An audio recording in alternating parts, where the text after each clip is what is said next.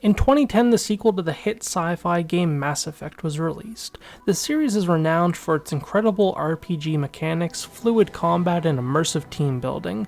Mass Effect 2 built upon that foundation, and many believe perfected it. What's up everyone, Riley here for another video. Today we're taking a look back at Mass Effect 2.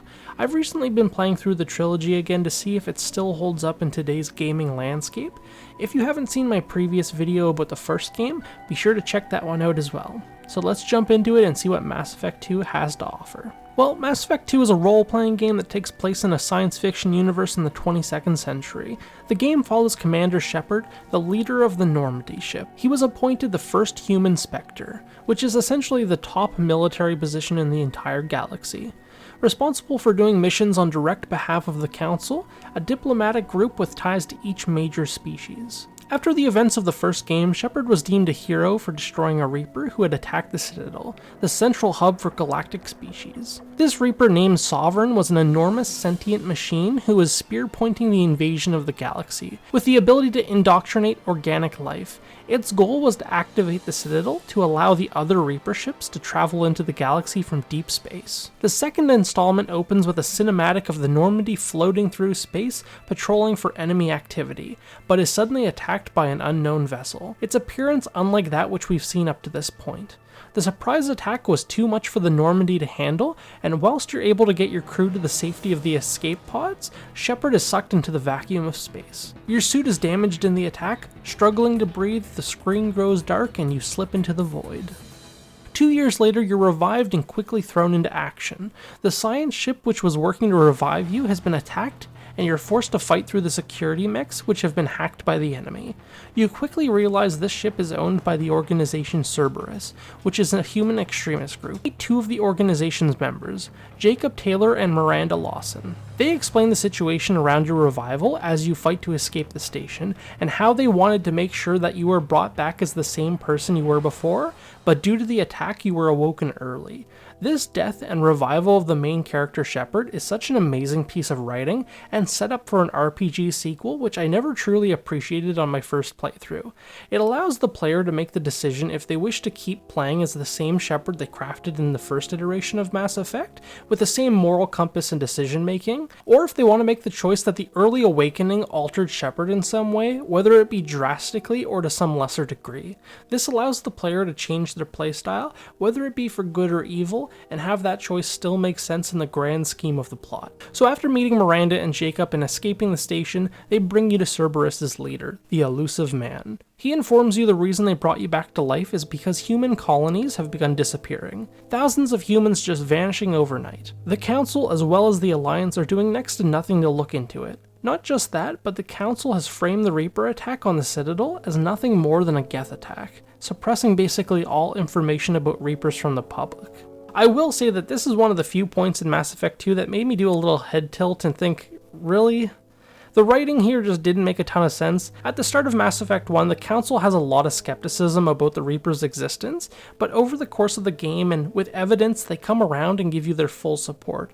It felt really strange for everyone to backpedal on that and pretend like the massive threat just doesn't exist anymore because a single attack was stopped. If anything, you would think that after such a bold attack by an existential threat, that the combined force of the species in the galaxy would be on high alert. But I kinda get it. They really want to make the player have to lean on Cerberus, which is a morally grey organization, rather than having the full support and resources of the government. Now, if you've watched my Mass Effect 1 video, you'll know my main complaint, and the only thing really holding the game back was the clunky old controls and sluggish combat.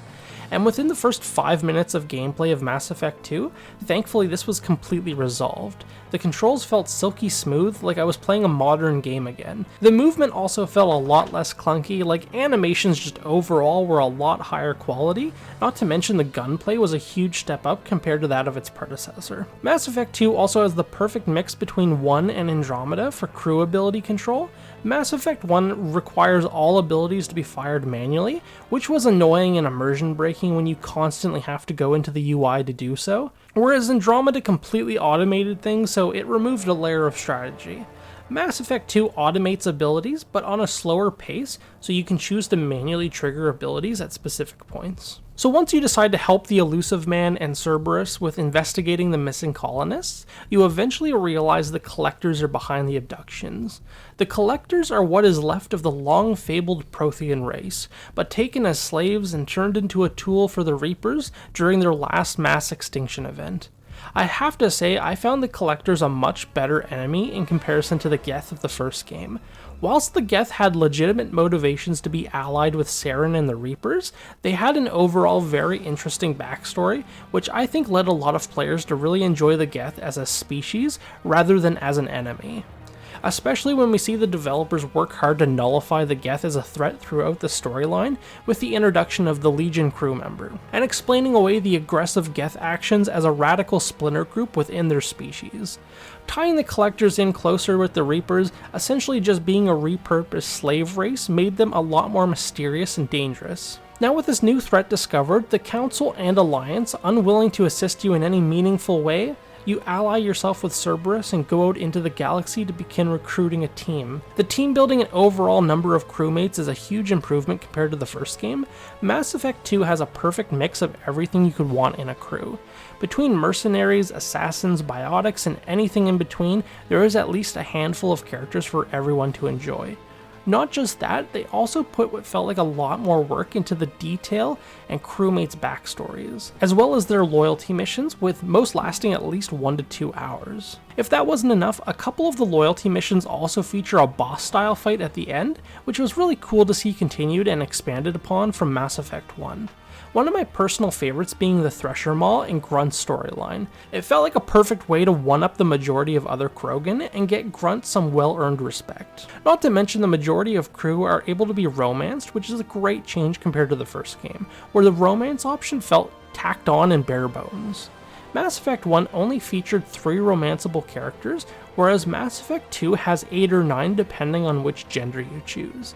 Little improvements such as this give Mass Effect 2 such a huge birth of replayability when compared to the first game.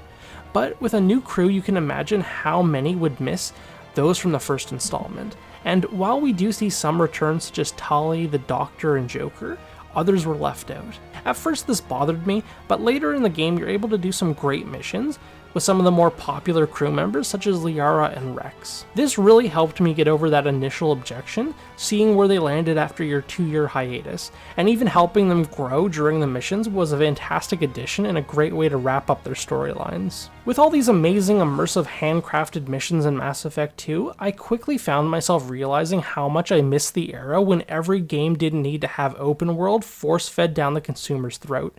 Each city area feels big enough to explore and get a sense of the culture, whilst also having a small side mission or two and shops to explore to purchase upgrades from without feeling lost. Whereas on the other hand, mission levels are much less open, at times feeling almost on rails, but because of the constant action, great environment designs, and engaging plots BioWare throws at us, I barely even noticed. This game really made me realize how much I prefer a masterfully crafted 30-hour game over a 100-hour open world game where 70 of those hours are just borderline boring filler the developers add to make the game feel like it has more content to justify the price. Not to say that Mass Effect 2 is a one-time 30-hour playthrough. With the level of detail the developers added, you could easily play this game 4 times back-to-back and have vastly different experiences each time. I think this type of gameplay loop and replayability is much more appealing compared to the overdone open-world model of modern gaming. But like in every video, we must also speak of the negatives. That being said, Mass Effect 2 overall had very minor flaws, and they were far and few in between. Aside from some questionable writing choices, which I had mentioned earlier, my 2 complaints would be the planet exploration and the economy. Replacing the majority of planet exploration with the survey system felt a little lazy on the developers' part.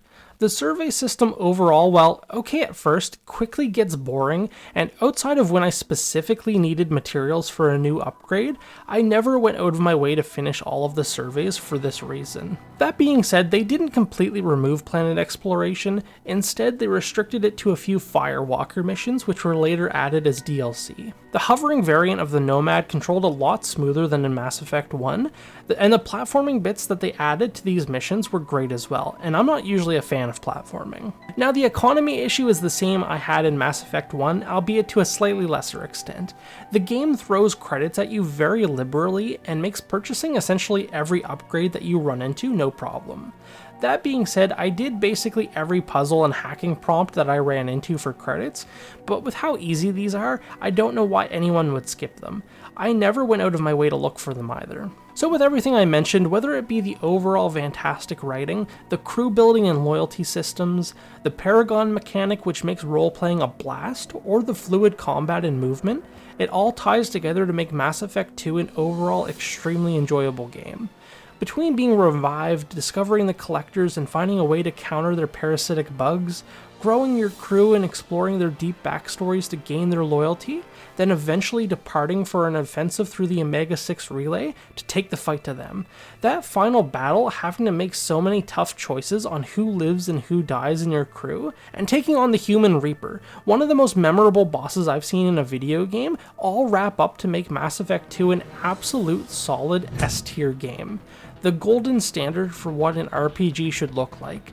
While the entire journey only lasted 30 hours, it was an action-packed ride that kept me engaged every moment. The Mass Effect world draws you in with its deep lore and story twists, and leaves you always wanting more.